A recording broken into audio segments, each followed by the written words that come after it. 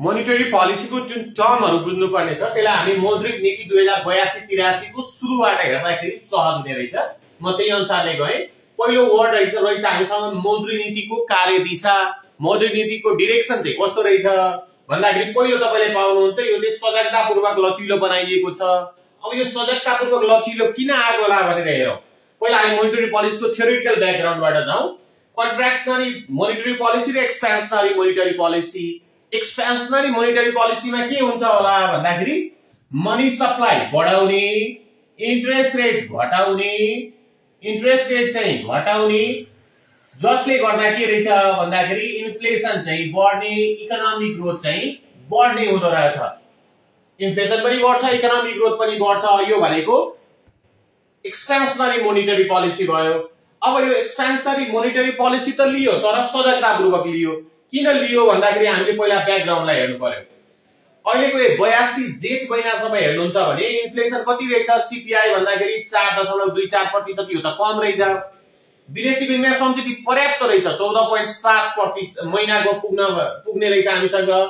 अन्तर बैंक दर भनेको कम रहेछ 3% मात्रै रहेछ।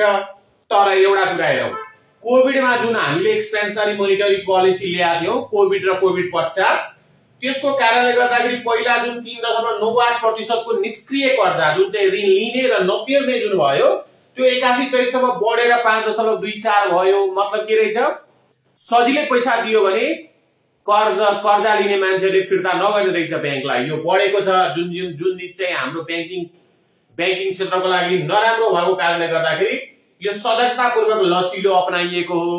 यो चाहिँ हामी पहिलो कुरा भयो। अब सजगतापूर्वक लचिलो चाहिँ किन चाहियो भन्दाखेरि यो कारणले आर्थिक वृद्धि कति रहेछ 4.61%, इन्फ्लेसन कति रहेछ 4.24% मात्रै रहेछ। हामीलाई टार्गेट इकोनोमिक ग्रोथ रहेछ 6%।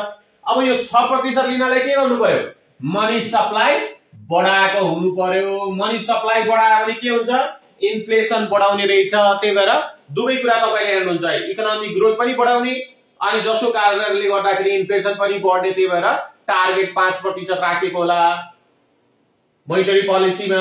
यो पहिलो कुरा भयो सजगतापूर्वक लचिलो। यो सबै आयो भने तपाईलाई विश्लेषण गर्न सजिलो हुन्छ।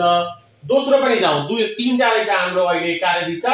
एउटा चाहिँ कर्जा अधिकेन्द्रीकरण कम, सीमित वर्ग र समूहहरूलाई मात्र कर्जा नदिने, त्यसको दायरा विस्तार गर्नुपर्ने।